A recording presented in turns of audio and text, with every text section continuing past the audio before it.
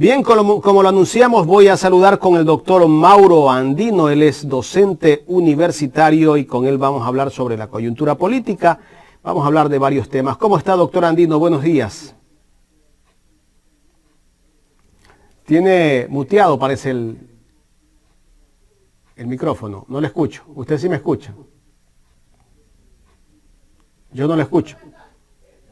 Tal vez eso. Vamos a salir un ratito y vuelve a entrar el doctor Mauro Andino. Hasta eso voy a saludar a algunos de los que están conectados. A Juan Carlos Porras. Saludos para Gabriel Cabrera, Mercy Sanginés, Silvana Santillán, John Zurita en Toronto, Canadá. Saludamos también a Mariana Reynoso. Buenos días, saludos desde la Ciudadela Guayacanes, al norte de Guayaquil. Un abrazo para Mariana Reynoso. Saludos para Robert 2009, a Aarón Torres, a Rodrigo Paladines, Liliana Constante. Gracias por estar conectados y pendientes de nuestro trabajo. Me confirma Jorge Aicar. Si lo tenemos al doctor Mauro Andino, vamos a escuchar. Doctor, ¿cómo le va? Buenos días, ¿me escucha? Perfecto y claro, estimado Jaime. No sé si ahí sí ya me escucha, por favor. Un saludo 100%, doctor. Chévere. En perfectas condiciones. Un saludo cordial para toda la audiencia y a las órdenes. Doctor, bueno, vamos a empezar con el caso María Belén Bernal, este caso que sigue dando que hablar y sigue siendo tema de comentario todos los días. El presidente de la República le dio al comandante general de la policía hasta hoy día, si no me equivoco, inicialmente hasta hoy, que deben entregar al supuesto asesino, al teniente Cáceres. Ya han pasado 7 días, pero ayer les extendió un plazo, si no me equivoco, hasta el día lunes. Y me gustaría poner esta parte que justamente lo dijo ayer el presidente Guillermo Lasso, para después comentarlo. Esperamos que nos den respuesta. Hasta el fin de semana el general de la policía está haciendo un trabajo dedicado en el Ecuador y en el exterior. Se nota que el presidente de la República no tiene un plan. Las cosas las lanza porque se le sale en el momento y se le ocurre cualquier cosa. Como ayer por entregar unas llaves a una persona que estaba emocionada, le hizo una broma que le entregaba y no le entregaba las llaves. Eso para mí es repudiable, porque eso es jugar con alguien que tiene cierta necesidad. Lo mismo está pasando en este caso, ¿no? Él por un lado dice que va a derribar el castillo, el edificio de Grayskull en la policía, pero ya la fiscal mismo le salió a decirle que no pueden derribar un lugar donde tienen que recabar pruebas. ¿Qué criterio merece la posición del gobierno del presidente de la República, doctor Andino?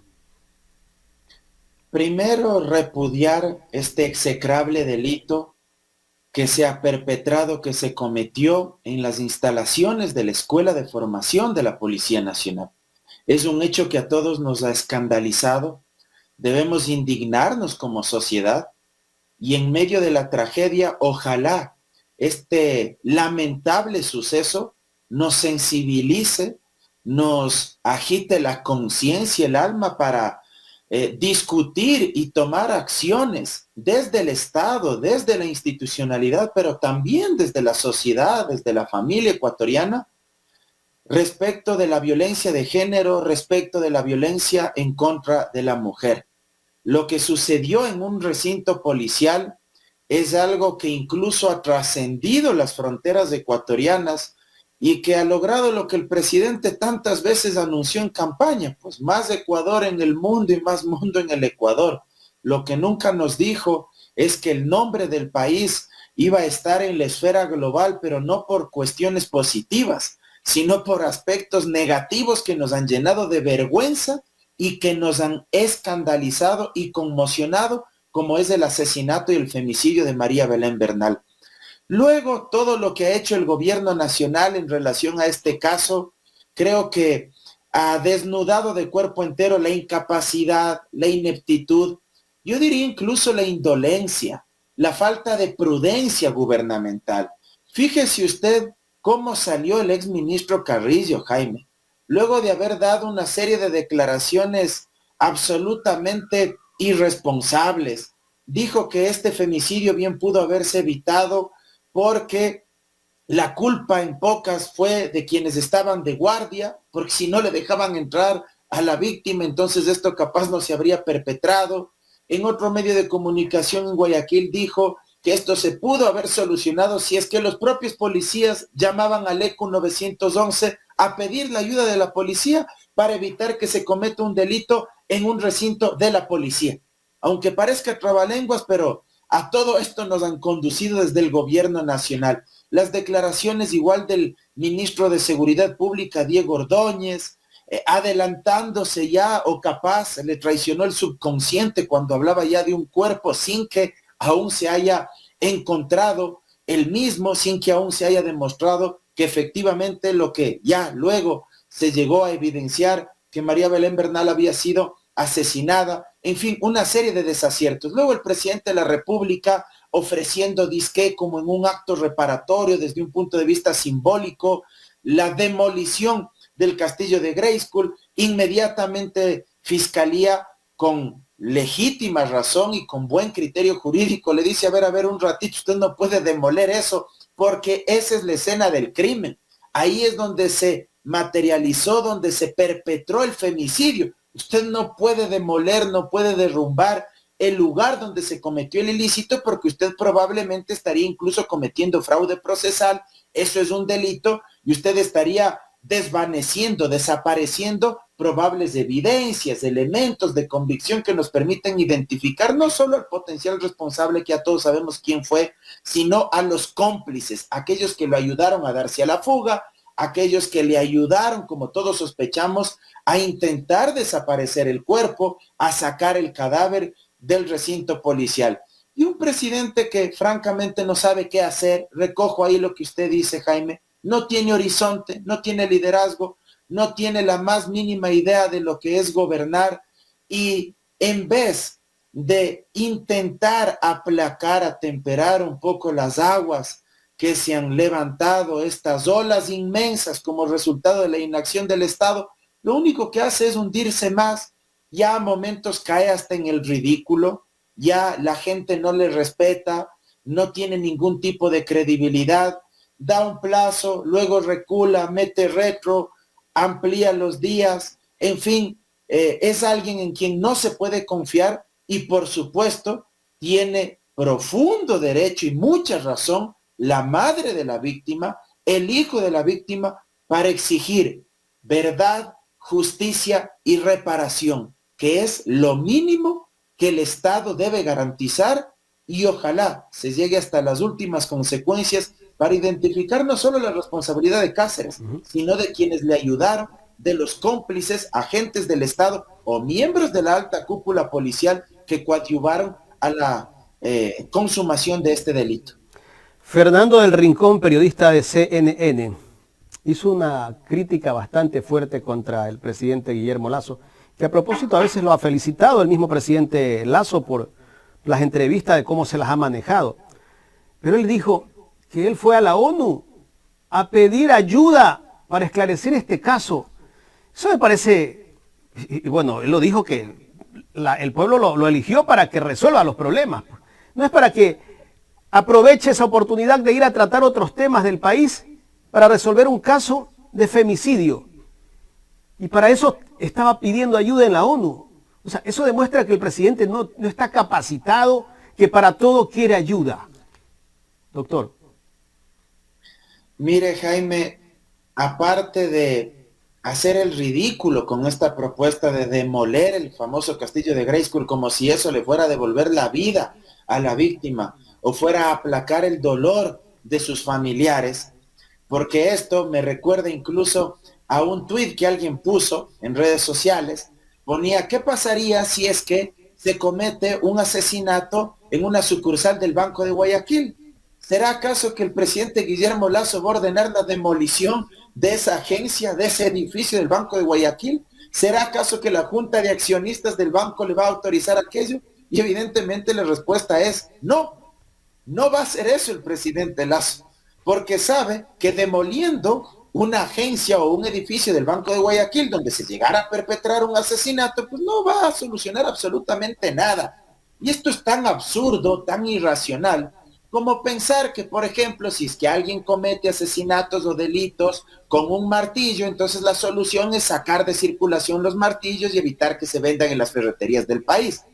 O es tan absurdo como decir que si es que hay muchos accidentes de tránsito, entonces la solución es evitar la circulación de los vehículos o demoler todo el parque automotor, pues para que ya no existan más siniestros vehiculares en el país.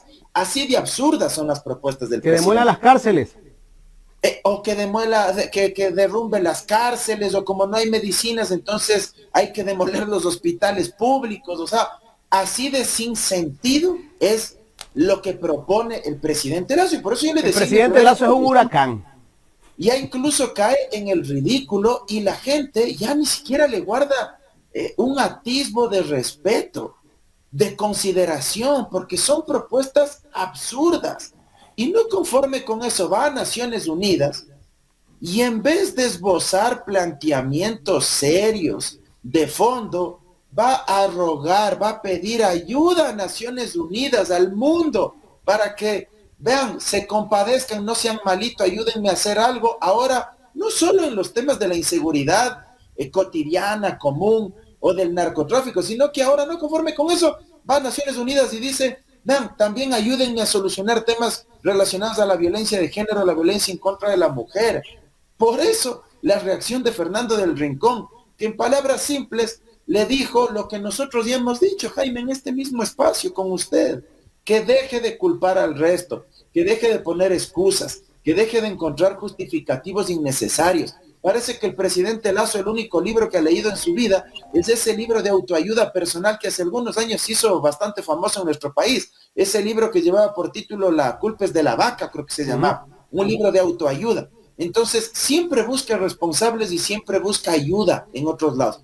Y por eso, Fernando del Rincón en la CNN, en una cadena liberal, de centro derecho, de derecha, no es una cadena izquierdista, ni progresista, ni nada que se le parezca, es una cadena norteamericana, le dice, vea, no sea malito, si es que usted iba a pedir ayuda a todo el mundo, preferible no era que se meta a ser presidente. ¿Para qué le entró? Utilice el término, el periodista, ¿para qué le entró si usted iba a estar pidiendo ayuda a todo el mundo? Y esto no solo le hace quedar mal a él, como país quedamos mal. ¿Quién va a querer venir a invertir sus capitales extranjeros? ¿Quién va a querer visitar un país como turista donde la tasa de criminalidad se ha disparado? Solo creo que en Guayaquil y Durán el último fin de semana me parece que hubo 22 crímenes violentos o asesinatos, muertes violentas. Y aparte un país con una institucionalidad endeble 25. y un presidente que no tiene horizonte. Fíjese usted, yo pensé que eran 22, 25 crímenes violentos. ¿Quién va a querer venir a este país? Pero cuando habla Naciones Unidas a pedir ayuda. Doctor, cuando habla el presidente de la República dice que está bajando la inseguridad acá en Guayaquil, pero la realidad es otra.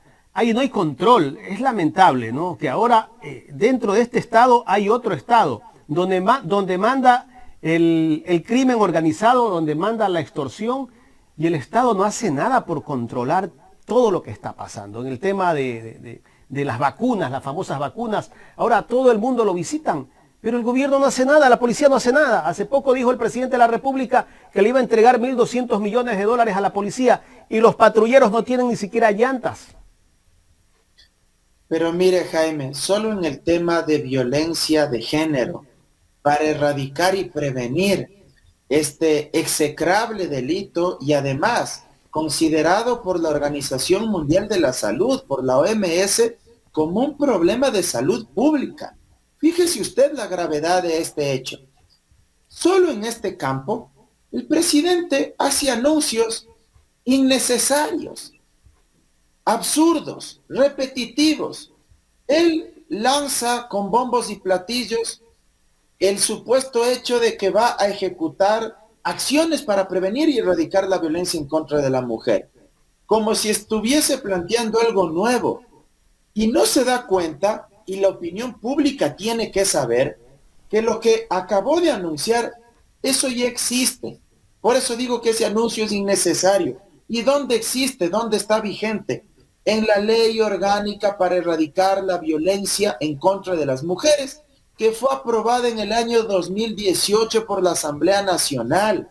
Esa ley ya diseña, ya obliga la ejecución de una serie de planes, programas, proyectos, políticas públicas. Adivine por parte de quién. Por parte del Ejecutivo del Estado Central. Y también obliga a los gobiernos autónomos descentralizados a coordinar este tipo de acciones, principalmente a los municipios, a nivel de las ciudades, de nuestros cantones del país, para que articulen políticas públicas y prevengan y erradiquen progresivamente la violencia de género, la violencia en contra de las mujeres. Pero además de esta ley aprobada en el año 2018, que señala que la instancia, que el órgano rector de todo un sistema que se incorporó en esta ley es el extinto Ministerio de Justicia y Derechos Humanos, que en aras de estas políticas de austeridad del Estado mínimo, del supuesto Estado obeso, el expresidente Moreno eliminó, porque disolvió, derogó, eliminó el Ministerio de Justicia y Derechos Humanos. Consecuentemente, si Guillermo Lasso en verdad tendría voluntad política y tendría algo de noción sobre administración pública y en verdad quisiera compadecerse de la tragedia que viven las mujeres en este país, porque solo desde el 3 de enero al 3 de septiembre de este año se han consumado 208 femicidios, del 3 de enero al 3 de septiembre de este año. Él lo que tendría que hacer es cumplir lo que dice esta ley, reinstitucionalizar el Estado, volver a crear el Ministerio de Justicia y Derechos Humanos para que la ley pueda ser aplicable, o al menos decirle a su secretaria de Derechos Humanos, decirle, mira, como no tenemos Ministerio de Justicia, hazte cargo tú de estas políticas, dirige tú este sistema que exige ya la ley.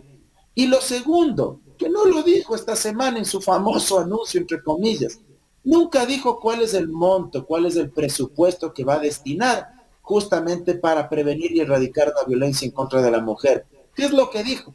Que es necesario un pacto fiscal en el país para hacer un estudio, un análisis y de ahí ver cuál sería el rubro que se destinaría a este campo. Eso dijo. O sea, más verso, más lírica, más humo en la práctica, porque si es que tendría algo de sensibilidad, habría dicho directamente, he dispuesto al ministro de Economía y Finanzas que se destine tal rubro para prevenir y erradicar la violencia en contra de la mujer. Pero no, habló de pactos fiscales, que ya van a analizar, que van a estudiar, es decir, nada concreto, y le aseguro, todo quedará en el aire, todo quedará en las mismas circunstancias. Doctor, y el presidente de la República siempre busca excusa, como lo hemos venido viendo en estos últimos tiempos. Para todo, cuando no le funciona algo, que las leyes, que la culpa es de la ley, que hay que reformarla, o que la culpa es de la Asamblea, o que la culpa es de la justicia. Cualquier cosa que ocurra, no es la culpa del gobierno, es la culpa de la vaca, como decíamos hace un rato. Ahora, el presidente habla de que va a apoyar en el proceso de investigación del caso María Belén Bernal, pero cuando su bloque, el oficialismo, tiene que votar para crear una comisión que investigue el caso, se abstienen, están en contra. Eso demuestra que hay interés por parte del presidente, pero en el fondo no hay interés con el bloque de gobierno. Doble rasero. En el fondo además reflejan otra cuestión, Jaime, y es que el bloque legislativo de Creo y el propio presidente Guillermo Lasso lo que buscan es precautelar esta relación estrecha, esta conurbación política, este vínculo cercano que tienen con la fuerza pública, con la Policía Nacional, ¿en aras de qué?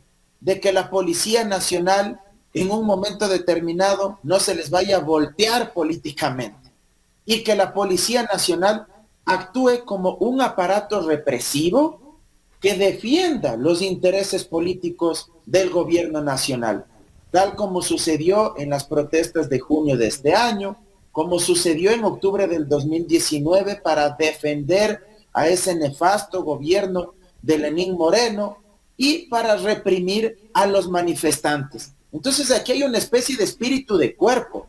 El bloque legislativo de Creo defiende a todas luces la actuación de la Policía Nacional. Construyen una retórica, una narrativa absolutamente espuria para decir que lo que sucedió de María Belén Bernal es un caso aislado, es un caso particular. Si por ellos pudieran, pues dirían que únicamente se trató de un tema de pareja, que no hay que vincular a la Policía Nacional. Eso es lo que dirían, tal como han tratado de posicionar en redes sociales, de forma absolutamente irresponsable, diciendo es que se trató de un crimen pasional, como si estaríamos en la Edad Media, sin señalarlo como lo que es, un femicidio, un asesinato además dentro de un recinto policial. Eso es lo que la gente no puede ni debe olvidar, porque fue bajo la anuencia de más de una veintena de aspirantes a policías, de oficiales, y probablemente con la complicidad, y ojalá esto se llegue a investigar y a transparentar hasta las últimas consecuencias, probablemente con la anuencia de ciertos altos mandos que permitieron que este individuo Cáceres hasta el día de hoy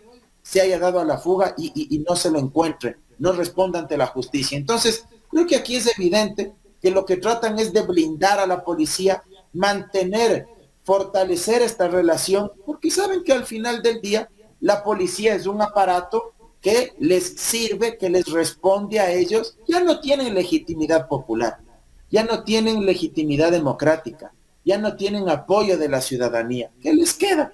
Mantener ese vínculo estrecho con los aparatos represivos para que les protejan a través del uso de las armas, de la violencia, porque si es que ellos también fueran duros con la policía, evidentemente pues perderían incluso el respaldo de la institucionalidad vinculada con la fuerza pública, sin perjuicio de que ya de por sí el exministro Carrillo se fue sin ni siquiera agradecerle con un tuit a Lazo. Y esto también hay que tenerlo presente. Ni siquiera le dijo gracias por la oportunidad como acostumbran todos los ministros cuando un jefe de Estado les cambia. Ni una sola frase de agradecimiento. ¿Qué refleja entonces eso? Que se fue profundamente resentido y que él estaba seguro hasta la saciedad de que Lazo nunca le iba a remover. Y por eso es que esa relación está sentida. Ahí hay una pequeña fisura con la Policía Nacional y con la alta cúpula. Doctor, y deje que descabece, como él ha anunciado, a los oficiales de la Policía Nacional. Allí va a haber un cruce de acusaciones, ¿ah? Y es por eso que creo que el presidente está aguantándose. Ya les dio 2 días más, ¿no? Vamos a ver qué pasa el día lunes o martes. Exactamente, Jaime, eso es innegable. Y agréguele usted otro tema. Todos aspiraríamos como ciudadanos y todos queremos que al nuevo ministro le vaya de la mejor manera, al teniente coronel Juan Zapata. De hecho, yo lo conozco, es mi paisano, yo creo que es una persona bien intencionada en lo humano, más allá de las críticas que uno pueda tener o de las críticas que se le puedan plantear a su gestión ya profesional, a sus posiciones políticas, ideológicas. Creo que es una persona bien intencionada, pero aquí surge otro interrogante. ¿Será que esta alta cúpula, Jaime, le respeta a alguien que jerárquicamente dentro de los rangos y conociendo las vanidades que existen dentro de la Policía Nacional, y por supuesto también en Fuerzas Armadas, en todo órgano castrense uniformado, será que ellos se rigen, se someten a la autoridad de un teniente coronel, sabiendo que ellos tienen grado de coroneles, de generales, de comandante general? ¿Será que aceptan someterse a esa autoridad? Son preguntas que saltan. Mire cómo terminó Gutiérrez siendo presidente. Perdón, Jaime, perdón. Mire cómo terminó Gutiérrez siendo presidente de la República. Exactamente. Entonces, vea, son dudas que a uno le saltan a la mente y ahí también uno se pregunta, ¿por qué insiste en poner policías o militares al frente del Ministerio del Interior o del Ministerio de Defensa? Si usted quiere en verdad reinstitucionalizar la policía, que tiene un rechazo del 92% de los ecuatorianos, confesado por el propio Carrillo en uno de los audios que se filtraron de sus últimas intervenciones con la cúpula policial en el comité de crisis que él había convocado. Si es que usted quiere reinstitucionalizar la fuerza pública, la Policía Nacional, Oiga, usted tiene que empezar por designar a alguien que provenga de la sociedad civil. ¿Para qué? Para que la opinión pública asuma con confianza que en verdad existe voluntad de hacer las cosas bien y que no va a prevalecer el espíritu de cuerpo.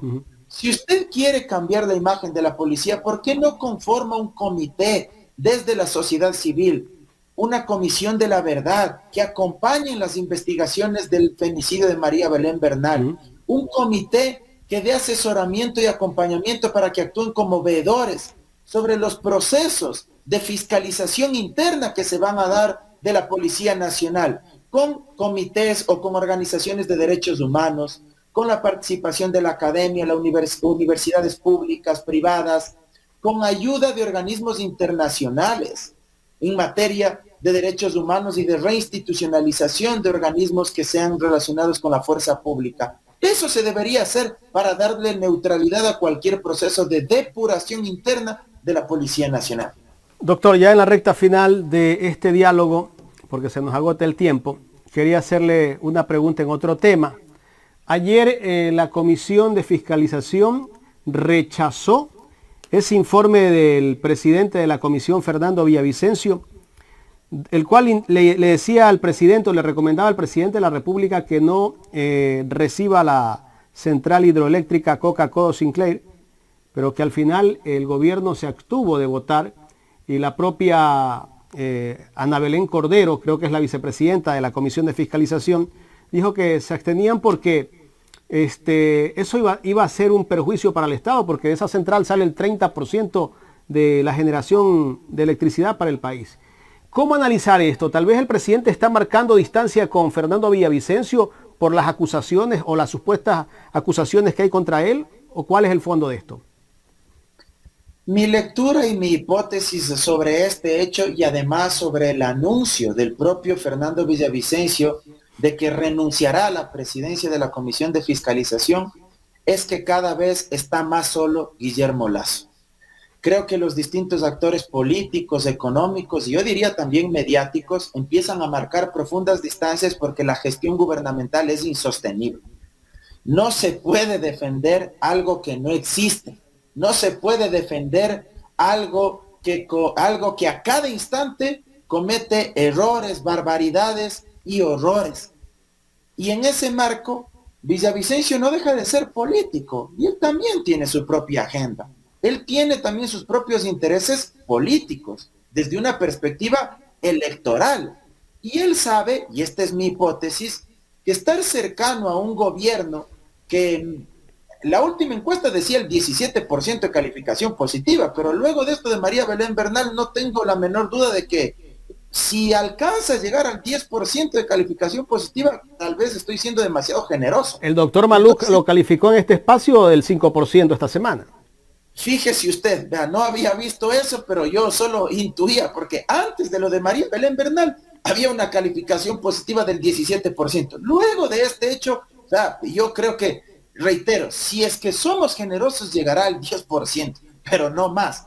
Entonces, Fernando Villavicencio y otros actores políticos también saben que estar al lado de este gobierno, estar cercano, pretender actuar como un escudo, como un muro de contención, pues ya no es... Ya no es favorable, ya no es un buen negocio desde el punto de vista político, porque es estar al lado de alguien que está ya en terapia intensiva, que adolece de legitimidad, y que la opinión pública a todo aquel que defienda a este gobierno lo va a empezar a asociar como alguien que quiere sostener a Guillermo Lasso. Entonces no es un buen cliente, no es un buen actor político para estar defendiéndolo. Entonces creo que esa es una de las razones, es una de las hipótesis y por eso también sospecho que él renuncia a la Comisión de Fiscalización. Además, es innegable que existe una nueva correlación de fuerzas, no solo dentro de la Comisión de Fiscalización, sino en la Asamblea Nacional. Y ya en lo de fondo, en esta otra cuestión, lo que usted me preguntaba, el tema de Coca-Codo Sinclair, yo sí creo que la gente tiene que hacer un poquito de memoria. Hasta la década de los 80, de los 90, tienen que recordar, pues, que sufríamos de apagones, que no teníamos el suficiente suministro de energía eléctrica porque no éramos autosuficientes, no teníamos soberanía energética. Yo sí me acuerdo, cuando era niño, que veía en las noticias cómo se hacían los negociados con este tema de las barcazas, porque importábamos energía eléctrica, porque no éramos capaces de tener el suficiente suministro, porque estábamos rogando al Todopoderoso, al gran arquitecto del universo, para que llueva, para poder tener los caudales suficientes en Paute y en otras hidroeléctricas para que no existan apagones. Yo sí me acuerdo, pues, lo que implementó Sixto Durán Ballén y Alberto Dajig en su momento en el periodo gubernamental 92-96, la famosa hora de Sixto, que nos hacían despertar una hora antes. ¿Se acuerda usted que se adelantó el reloj? Y uno para ir a la escuela, yo abría los ojos y todavía estaba oscuro. Y mis padres me decían, claro, no, ya, tienes que levantarte para ir a la escuela, porque lo que querían era que trabajemos una hora adicional por todos estos problemas. Y había unos negociados terribles, oprobiosos en el tema de las barcazas. Los mismos funcionarios de gobierno, dueños de las barcazas en aquel entonces, para importar energía eléctrica. Entonces, creo que también hay que hacer un poco de memoria y saber que hoy tenemos soberanía energética y que ya no necesitamos importar, sino que incluso hay excedentes que nos permiten exportar a nuestros vecinos. Claro, ver que en este gobierno, e incluso hasta los gatos y los perros se pasean por los hospitales, ya no sabemos a dónde mismo vamos a ir a parar. Es lamentable, ¿no? Doctor, quiero agradecerle por haber aceptado dialogar con nosotros. Para mí siempre es muy grato conversar con usted y por supuesto con toda su audiencia, Jaime. Abrazo enorme y muchos éxitos. El doctor Mauro Andino, docente universitario aquí en el programa Los Especialistas.